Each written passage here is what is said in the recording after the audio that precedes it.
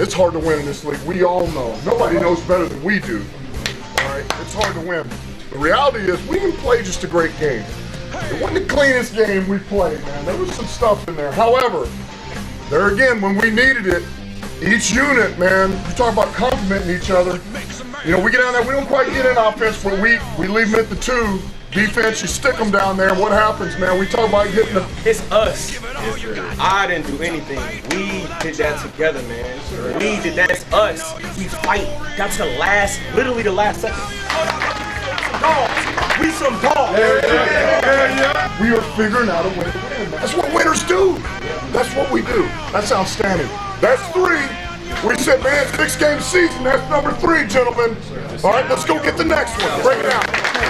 Man, hey, and I know y'all feel me when we say this. When I say family on 3, y'all know we together, baby. Family on 3. 1, 2, 3, family. Oh, that sure wasn't pretty. No, but it sure was gritty. With unexpected players making huge plays when the Lions needed it most, we went into the Meadowlands on a hot streak, squaring off against one of the better defenses in the NFL. The Lions played a far from perfect game, but we stood strong in the face of adversity. And when it absolutely needed to be had, our coaching staff is the ones that stepped up and out-coached Robert Saleh and company, leading our Lions to a sweet victory on the road and keeping our playoff hopes alive. After starting the season 1-6, the Lions have managed to go 6-1 over the last 7 and sit at a strong 7-7 with a strong bid for a wild card berth in the playoff. Yes, we need a few things to go our way, but most importantly, we need to continue to win.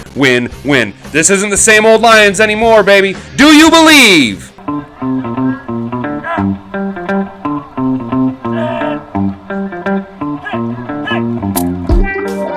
Welcome to Detroit.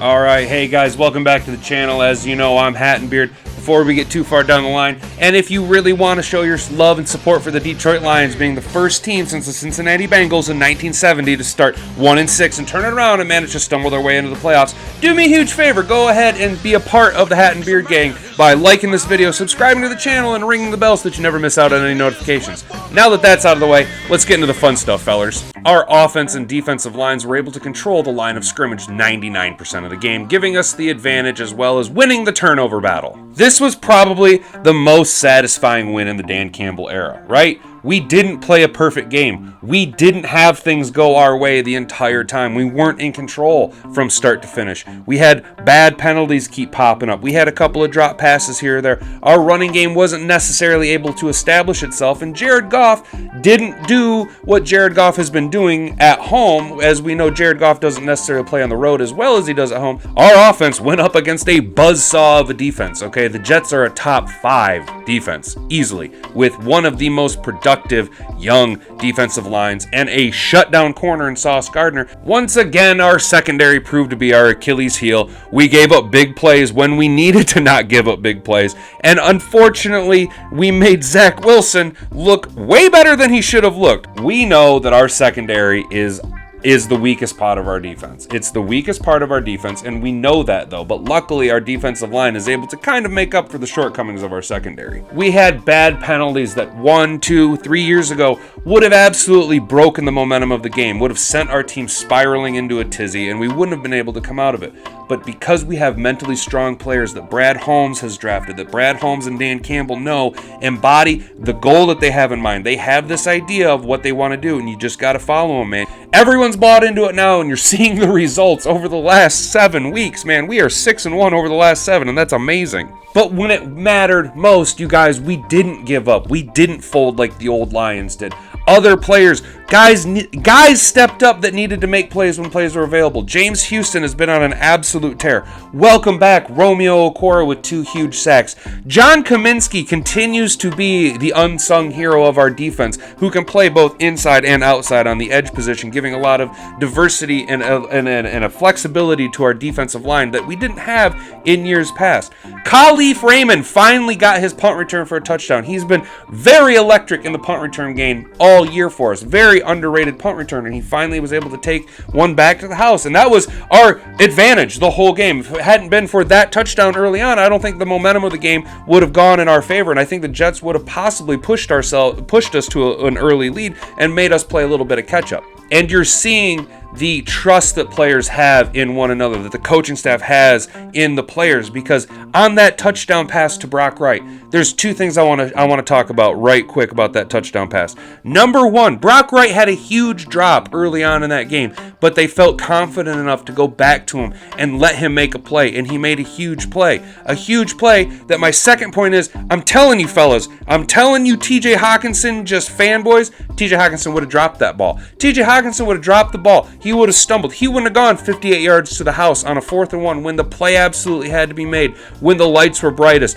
when it was your time to shine. Hawk would have fumbled that opportunity, but Brock Wright excelled because Brock Wright is a Dan Campbell feller, man. He's bought into the system. Everybody's bought in. We are a hot team. Nobody wants to face us, man. Nobody wants to face us because we're a hot team, and what ended up costing the Jets the game was the last minute there. They're the ones that had clock mismanagement. They're the ones whose coaching staff fumbled the issues and didn't take advantage of situations when it was available to them. We weren't the ones. It's not the Lions making those bad coaching decisions. It's not Dan Campbell having to come out and make excuses. It's us getting things to go in our favor, to come out and overcome adversity. This isn't the same old Lions, guys. Everything is different now. That wasn't nearly as high octane of an offensive output as we're used to. We're used to, a lot of points, a lot of yards. I mean, we struggled to get to 20 points. We only had one offensive touchdown, and that came late in the fourth quarter to give us the advantage. That play was beautiful. That play was set up early on because Ben Johnson had been running motion quite a bit this game. Quite a lot of motion to reveal the coverages the Jets were doing. Big Peepee had his hands full, though, all game long, guys. Look, our offense wasn't bad. We were productive, just not electric. Evan Brown's first game back at guard, look, he struggled a little bit. He had a couple of bad holding calls that weren't, and I don't mean they were bad calls. I mean, he had very bad holds on the play. You got to get your hands inside the frame, feller. And our run game was limited. We had 100 yards combined as a team, and DeAndre Swift averaged over 6 yards a carry, which is still very productive, but we're seeing that we're going to be continuing running the running back by committee because Swift can't handle, or they just don't want to give him the workload and risk injuring him, because if it's effective now, why change it? We even tried to go big to J-Mo because, look, the Jets don't let up a lot of big plays, but J-Mo was running wide open. Now, I know it looked like Jared Goff threw a really bad pass, but there's two things that went into that pass. One, J-Mo kind of tipped off the DB that the ball was coming, and the DB made an excellent play on the receiver's reaction to the incoming ball and stuck his hand up to break up the pass play.